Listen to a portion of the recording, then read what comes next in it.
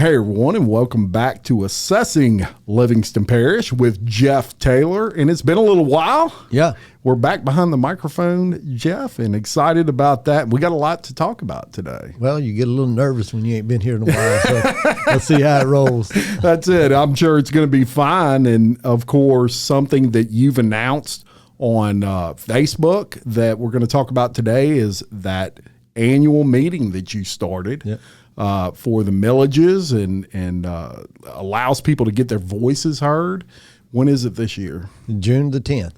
We're going to do it the same time as we did last year. This is going to be an annual event now. Yeah. Once you start it, you just got to keep it going. That's right. As long as people want it. Yes. We cannot afford to have one like we did last year where only 10 people showed up. No. The districts showed up. We cannot fault the districts last year because they came in there to explain their millages and their budgets. So we had some, but we need a crowd in there. Now, one of the things that people are starting to call my office this week has been a lot. The notices are going in the paper as far as when the districts are setting their meetings. Okay. And so a lot of them are setting them a little bit earlier than they did last year. So last year, a lot of the meetings were set July, August, and September. And it appears that a lot of them this year are being set in May and early June. And you can surmise why that is. And so, look, I get it, but the public still is going to be invited to come in, and those districts that are setting them early have agreed to come in. What their deal is, it doesn't matter to me what they do with their millages. That's each one of their districts. It only concerns me what I do. Yeah. I've asked them to come in and explain their budget. Yeah. And if you can justify it don't matter to me if you vote for your millages in January or whenever, justify your budget. Don't ask me to. Right. You justify your budget and then let the chips fall where they may. And if the people show up, it shows they're concerned about it, they care about it. If they don't show up, it shows the opposite of that. It shows the assumption they don't. And people say, well, you should have more than just one. It's hard to do. It's hard to do. It was hard enough for me to get one. Yeah. I couldn't get the districts to agree for many, many years, and finally we got them to agree to one night. So we've got them in there meeting with us, but we have a parish of 160,000 people. We had 10 show up. Yeah. So it wasn't that much. I could have had 20 meetings. We'd have had a total of 200 people. Most of them been the same people. So no, if it's important to you, you'll do it. And that's right. And of course, there were people last year, they got their bills in, and no matter how loud you screamed that, hey, you know, these assessments are going to go up, be prepared for them, put some money to the side, start putting it to the side now because they're going to go up. This is your chance. If you want to know why, it doesn't mean it's not justified as to why a district may go up on their millage or roll it back or whatever they're doing with it. But if you want to know why, that's the meeting where you can have some interaction with that district. Yeah, that is the meeting because now they'll still have their meeting to set their millages, but this is when you can ask them in the public. Yes. It's going to be videoed. It's going to be sent out. So you've got all of this. People, they have to understand that it takes a certain amount of money to run government. Nobody wants waste. Nobody. Right. But come in and ask the questions and let that district explain to you. I had fire districts last year that says, look, I can't cut my millages because we've got people sleeping in recliners trying to make sure that we have somebody on duty that if something happens, we can get to you. Yeah. We can't cut our millages because we don't have enough gas to run our fire truck. We take up a collection every month just to put gas in the truck. Yeah. Those are tough things to do. But when they come there and explain that to you, show up. That's right. Show up. And so they're going to tell you what they need to do. And if they don't show up, if they don't come in there and tell you what they need to do, you really need to scrutinize and see what's going on. I agree. Because I put mine out there. You can come look at mine anytime you want to. Keep that date in mind. Mark it off the calendar now.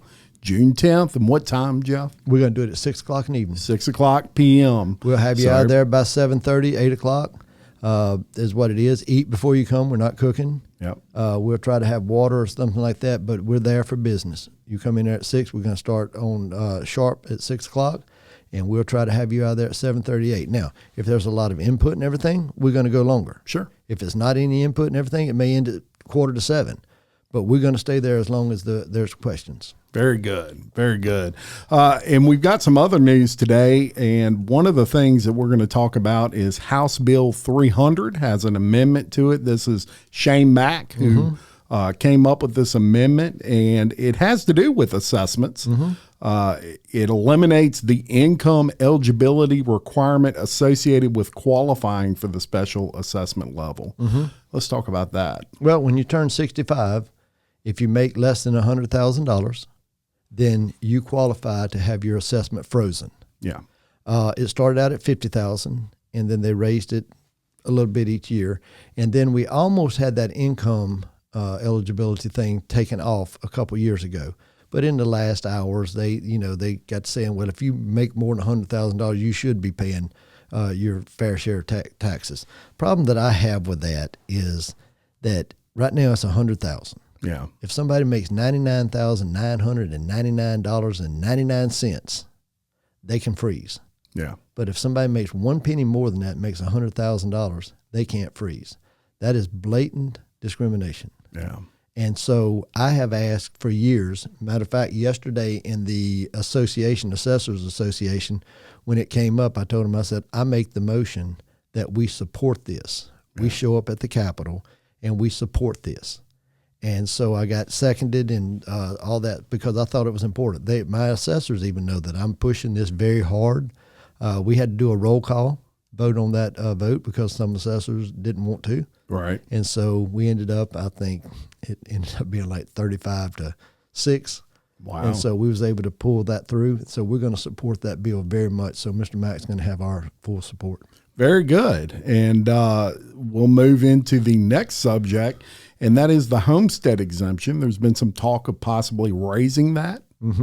That one is a tricky one. Yeah. And we've talked about this on several occasions and it doesn't matter how many times I talk about it, people start screaming, we need to raise the homestead, we need to raise the homestead, we need to raise the homestead. The problem with the homestead is the more people you take out of the pool, anytime you raise it, you're taking people out of the pool. So if you go from 75,000 to 100,000, everybody whose homes were between 75 and 100,000, they no longer have an assessment. They have an assessment, they don't pay taxes. Right. So that money's got to be made up somewhere. Yeah, Okay. because the amount you need doesn't change. If a district got $1 million last year, they got to get at least $1 million this year. So that's got to be taken into account. So I know there's a bill out there right now to raise the homestead to $125,000. Yeah. And so we looked at it, and as an association, we said we can support that. We can support that because the amount of money it's going to save and everything, it's not going to cost the districts too much. And so we should be able to handle that and not really hurt our people. They got one out there that wanted to raise it to 250 or 300,000. Never going to happen. Wow. Yeah. Never going to happen because you would just basically tear all your districts up. But 125 as an association, I made the motion yesterday that we support that also. So we're going to try to get that up to 125,000, and we'll go from there. The thing you got to be careful with, if a district loses value because we moved that from 75 to 125,000, their millage can go up, and a lot of people don't understand that. Yeah. So if their maximum mill was 10 last year, but because we do this change, it's in a big district, and they go from $1 million down to 900,000, their millage can go up to 11 then. Wow. Without a vote of the people, because they have to get the same amount of money as they got last year. Yeah. And you can like that or you don't have to like it, but the law says this. Right. And I follow the law. It will save some people some money, but if you've got a higher than average valued house, you're going to pay probably a little bit. I mean, that money has to be made up somewhere. Yeah. So let's just say, I think a while ago you said 219. Let's just say it's 250 is an average in here. Yeah. Everybody who's over 125, that first 25,000 up to 150, you may save some, but after that, your tax bill's going up. Yeah. Yeah. That's it. Now, I said what we ought to do is lock it in to where the districts could not raise their millages. So we're trying to get that put in. Mm-hmm. So that was a caveat that I said, well, I'll support to going to 125, but make sure that the districts cannot go over their maximum. We're over there fighting it. I go to the Capitol a lot. Yeah. I go to my association a lot. And I'm talking to assessors every day. I talk to my districts, several of my districts, my bigger districts. I talk to them all the time. I go over to the legislature and I walk the halls. I don't go over there just asking for stuff. I go over there to say, do you have a question? Because a lot of them, they appreciate that. Sure. Believe it or not, because they don't understand the homestead. They don't understand the freeze. They don't understand the ITEPs. They don't understand the pilots and everything like that. So I'm just walking around there giving them advice. Absolutely. Well, they don't live in the world of assessing. They don't, and I do. Yeah. And so I've got knowledge here. I don't have knowledge in working on. Tell people all the time, being a mechanic, I'm a pretty good assessor. So I don't know all that. Yeah, I don't know all those things, but I do know assessments, and I know how to do that. And so I offer my my ability and my knowledge. Well, and I'll tell you, when I was reading over all of this, I got really curious because there are people out there in the world that they may be totally against assessments of any type, taxes of any type. And I got curious not only where Louisiana ranked and sat in property taxes, but also where Livingston Parish did. And first of all, you're doing a great job in Livingston Parish of keeping it reasonable in the ways that you can do that. Folks, you might be shocked to know that we are the largest growing parish in the state of Louisiana by far, yet our effective property tax rate is ranked 21st out of 64 parishes. So we're almost right there in the middle, yet we're the fastest growing parish. So you would think we would be way up there at the top. We're not. That is because of things like this podcast we're doing right now. You're keeping people aware of these things. And so don't think by any stretch of the imagination that Livingston Parish has this outlandish property tax rate. It really doesn't. We're really right there. And as a matter of fact, Louisiana as a whole, 39th out of all the states. Yeah. There's 38 ahead of Louisiana in their effective tax rate. Yep. Some of them don't even have homestead at all. At all. Jim, the people that come into my office that move in from out of state, they come in to sign a homestead. Yeah. They don't come in complaining about their taxes. Yeah. I can assure you they do not. Yeah. Because they look at them and say, you think this is high? You ought to come from where I came from. Yeah. Go to New Jersey. We pay 3 and 4 times that amount. Yeah. Our monthly note is higher than your taxes. Yeah. In the other state. Now, I'm not talking about their mortgage. Their monthly note that they set up for taxes is higher. Their monthly note is higher than what we pay. And we got people that sit there and complain about it. But you still have to have schools. I had somebody tell me the other day, we just need to shut down some of the schools. Oh, cool. I don't even know where to go with that because we all know that education leads to safety. Education leads to jobs. Education leads to a lot of things. You start not having education, you watch the crime. See what's going to happen. Oh, yeah, lack of education. Lack of education is just going to lead to crime. And so when you have somebody that makes that statement, my conversation is pretty much over at that point because I just know that I'm running into somebody that's not going to be reasonable. Yeah. Because you can't shut down your schools. No. But they're the same people that will throw a fit if they hit a pothole. They're the same people that will throw a fit if the sheriff's office takes 20 minutes instead of 10. They're the same people that expects that fire department to be there if there's an accident or a fire. Yeah. And as soon as it affects them, they want to know what in the world are they doing with all that money. Yeah. With the money you're constantly trying to take from them, they're trying to make budgets work. They're sleeping in recliners. So their guys will be there in case there's something. And then they get up because they're volunteers. They get up and go to their real job, but they've spent the night in a recliner so you'd be safe in case something happens. Yeah. When you get down to it like that, I don't have a lot of patience for it.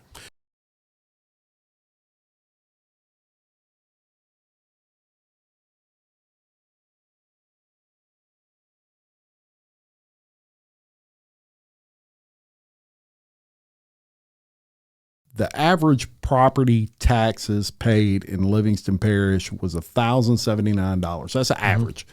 That equates to $89 a month. For $89 a month, the average person in Livingston Parish, they're getting police protection. They're getting fire protection.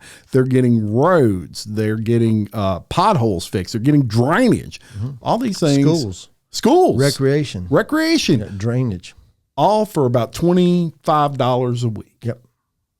Yeah. I mean, that when you put it into perspective, that's the important thing. Of course, there's people that pay more. Well, there's people that pay more. Sure. There's people that pay less. Sure. But let me put it to you this way. This is one of the popular arguments. You never own your home. That one is a very popular argument. You're always renting your home. No, your home is paid for. But because you continue to use the services, because you continue to use the roads, because you continue to use the parks, because you continue to use the sheriff's office, because you continue to use the fire department, you continue to use them, it takes money to make that happen. Right. You don't snap your fingers and just get that to happen. When you stop using the services, I will back you up and say, I agree with you. You don't use any of our services at all. You don't get on the road if you've got to go to the hospital. If you've broke your ankle, you've twisted your knee, you've got a heart attack, you had anything, don't get on the roads. Yeah. Because that's got to be paid for by taxpayers. Don't call the sheriff's office to come help you. Don't call the fire department to get you out into an emergency vehicle. Don't call the drainage when we have a flood. Don't call them. Yeah. Because it takes money to make them work. And that's where your tax money is going. It's not because you own a home. It's because that's the revenue that comes in. It's a steady form of revenue to make sure that we have roads and schools and police. That's when you really get down to where the rubber meets the road. Now, if you ever get to the point to where if you got to go to the hospital, you walk through the woods, don't get in the ditch because we got to maintain that. Yeah. But if you want to walk through the woods and drag yourself through there, and when you finally get there, you can't walk across the road, you got to somehow find out a way to get to the hospital. Don't use any of the services, then you would be right. But as long as you're using the services, no. I agree 100%. And I'll tell you this, for a long time, I look around Livingston Parish and I'm like, man, it'd be nice. For example, if we had bike paths where, there's not a whole lot of places to ride bikes in Livingston Parish. And I started noticing that when St. Tammany Parish got that bike trail that runs, just beautiful bike trail. They ran it on the railroad. It's pretty awesome. It's great. Great. And they have some they really have done a good job of attracting just not only tourism, but making it pretty awesome for the people that live there. They've got that river, the river walk or whatever it is there, nice restaurants. So I got curious about them and I said, well, what are they paying for property tax? Believe it or not, they're number 2 out of the whole state, but those people are willing to pay it because they want those perks. Yep. They want those bike trails. You got to pay if you want a nice community. Yeah. It doesn't just snap, like you say, snap your fingers and a bike trail appears. Yeah. Somebody's got to pay for it. Somebody's got to pay for it. And so other people are not going to pay for it for you. Right. So if you want it in your community, you got to pay for it. That's right. And what do we hear most time? Well, we don't need all that. Well, guess what? We don't have it. We don't have it. But they do. And guess what I like to do? I like to get my bike, and I like to go to St. Tammany, and I like to ride that little trail. And I like to ride all the way out there and then turn around and ride all the way back, put my bike back up on my truck, stop at one of those restaurants, and I eat. There you go. So now they've got my tax dollars. Yep. They've got my money that business is enjoying. And we're over here saying we don't need all that. Yeah. We don't have an airport. Yeah. We don't have a civic center. We don't have all the things that you're going to pay money to. You're going to buy a ticket to run out there and watch a concert. You're going to pay it to Baton Rouge. You're going to pay it to Ascension. You're going to pay it to West Baton Rouge. You're going to pay it to everybody else. Yeah. But you're not paying it here to Livingston because we don't have it. Yeah. So those are the things. You said it. To get these things, it takes money. And I'm not advocating for any waste at all, period. Right. And I understand people are on budgets. I got all of that. But you got to understand, to have those things and to keep our kids working here in Livingston and not having to have them go somewhere else or move out of state and stuff like that, it's going to take a certain amount. That's right. I agree 100%. Well, it was fun doing this one. Yeah. Very informative podcast today. If you got questions, shoot Jeff an email or shoot him a text or however he'll give you his phone number. Yeah, I'm going to give it. I was just thinking about it. I'm going to give you my number now. My number is 225-921-1554. That's not to an assistant. That's not to anybody. That comes to Jeff Taylor. Yeah. And Jeff answers his call. And if Jeff don't answer it, you leave a message. I have people all the time say, couldn't leave a message, your voicemail was full. Why didn't you call me back? Yeah. Because I didn't recognize your number. But a text, mine's unlimited. Yeah. I can get 1,000 texts a day. Yep. So if you send me the text, I'm going to get back to you. It may take me Sunday evening at 8 o'clock, but I'm going to get back to you. Yeah. And I'm going to call you. So I don't have a problem with you calling. You hired me to do that. Yeah. And I don't have a problem with you. I told one of our guys the other day, he was upset. And I told him, I said, look, I got it. I understand you being upset. I got it.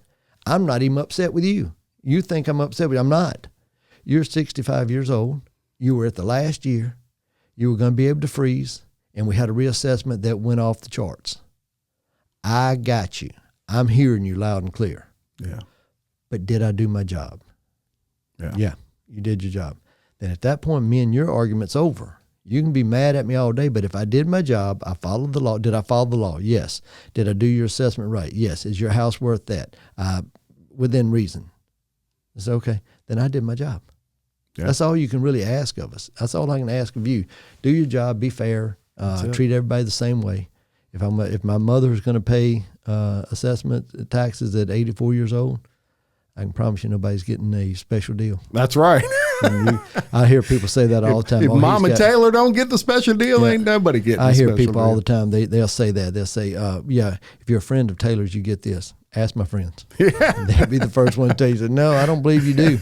Matter of fact, you don't want to be his friend. You want to go on about your business and everything. So, but no, we try to treat everybody the same way. And one of the things that I don't do is when they bring all the assessments and everything to me, they don't bring me names. Right.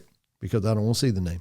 Yeah. Because the name's going to make me be a little bit what? Yeah. I'm going to look at it and go, oh, wait, I know Jim. Yeah. Okay, but if you don't bring me a name there, I'm just going to put the assessment over there, and then all of a sudden I'm going to get a call from Jim. What the heck happened? Well, I don't know, Jim. I don't look at your name. I don't know what it is. But is it right? I thought it was fair. It's fair. Okay. It was fair. That's it. All right. Well, thank you so much to everyone for listening. Look, share this with people that you know in Livingston Parish especially. They can get something out of this. I promise you that. Any questions, reach out. And until next time, I'm Jim Chapman. And for Jeff Taylor, thanks for listening to Assessing Livingston Parish. Thank you, Jim.